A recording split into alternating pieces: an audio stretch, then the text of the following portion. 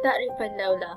Daulah ni perkataan yang berasal daripada Yunani, iaitu bermaksud hamba wanita, ataupun sekali nafas, iaitu dula. Okey, daulah ni merupakan peneman atau pendamping yang memberi sokongan emosi dan fizikal kepada ibu mengandung, di mana supaya ibu mengandung mudah melahirkan anak.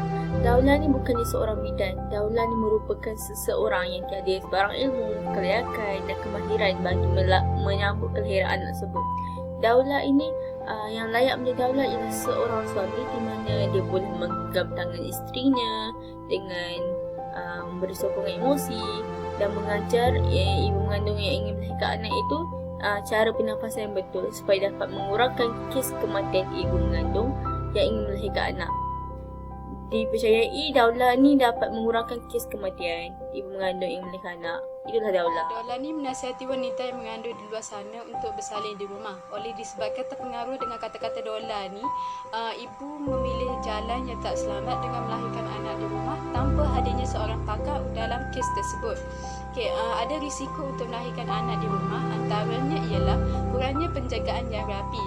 Hal ini sangat berbeza dengan hospital yang mana hospital telah menyediakan pelbagai kemudahan sebagai contohnya penggunaan alat mengesan jantung janin yang amat penting semasa proses bersalin. Alatan ini dapat mengesan sebarang masalah yang berlaku seperti masalah bayi kekurangan oksigen sekaligus mengelakkan daripada berlakunya kecederaan otak ataupun kematian bayi di dalam kandungan.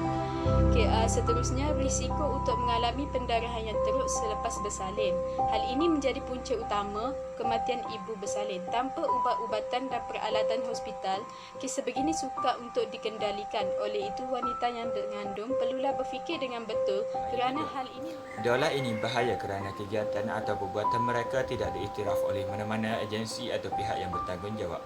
Hal ini kerana apabila mereka melakukan sebarang kesalahan, tiada pihak yang akan bertanggungjawab dan membayar ganti rugi atas kesalahan tersebut. Malahan setiap prosedur yang mereka lakukan akan dianggap tidak selamat walaupun prosedur itu betul. Daulah sepatutnya perlu diiktiraf oleh Kementerian Kesihatan Malaysia KKM bagi memastikan semua aktiviti dan prosedur yang diajar kepada ahli-ahlinya betul dan mendapat pengiktirafan sebelum melakukan sesuatu prosedur kepada pelanggan mereka. Hal ini kerana ia membabitkan nyawa pelanggan mereka dan nyawa bayi pelanggan yang bakal dilahirkan. Antara cara yang dapat kita lakukan bagi membendung masalah ini adalah dengan memastikan setiap individu yang ingin menawarkan perkhidmatan daulah ini harus mempunyai CJ dan kelulusan yang diiktiraf daripada Kementerian Kesihatan Malaysia. Hal ini bertujuan untuk memastikan daulah mempunyai ilmu yang betul dalam mengendalikan ibu dan bayi. Serta, daulah juga harus mempunyai ilmu yang betul dalam bidang perubatan bagi mengelakkan sebarang kecelakaan semasa proses kelahiran yang membahayakan ibu dan bayi tersebut. Selain itu, cara untuk membendung masalah daulah di Malaysia ialah rakyat Malaysia, terutamanya ibu-ibu yang sudah mengandung, perlulah berfikir terlebih dahulu sebelum menggunakan perkhidmatan daulah ini. Gunalah akal yang sihat untuk berfikir. Kepada ibu bapa di luar sana, pilihlah cara bersalin yang selamat berdasarkan nasihat doktor. Janganlah memperjudikan nyawa sendiri dan nyawa anak yang bakal dilahirkan dengan perkhidmatan daulah yang tidak pernah diiktiraf oleh Kementerian Kesihatan Malaysia.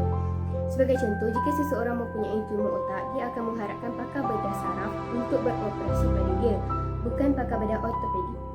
Jika kereta rosak, seseorang itu akan pergi melihat seorang mekanik, bukan seorang doktor.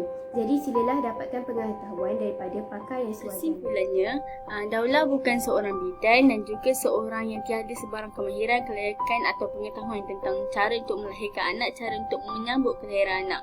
Daulah ni merupakan suami yang layak untuk memberi sokongan fizikal serta mental kepada ibu yang ingin melahirkan anak. Sebab mengapa daulah tidak dibenarkan atau kurang tidak diberikan lesen khas kerana bagi mengelakkan kes kematian ibu mengandung yang ingin melahirkan anak ketika ingin melahirkan. Itulah kesimpulan daulah. Apabila kami melakukan tugasan ini, kami dapat mengetahui dengan lebih jelas dan mendalam mengenai daulah. Kita dapat mengetahui tentang kes-kes kematian yang akibat daripada perbuatan daulah. Selain itu, kita dapat mengetahui tentang tugas sebenar daulah dan bahayanya daulah ini. Jelaslah di sini bahawa daulah ini hanya peneman ibu bersalin sahaja dan bukan membantu melahirkan. Perkara yang saya belajar daripada ini ialah takrifan daulah. serta apa itu daulah dan asal usul perkataan daulah. Sekian, terima kasih.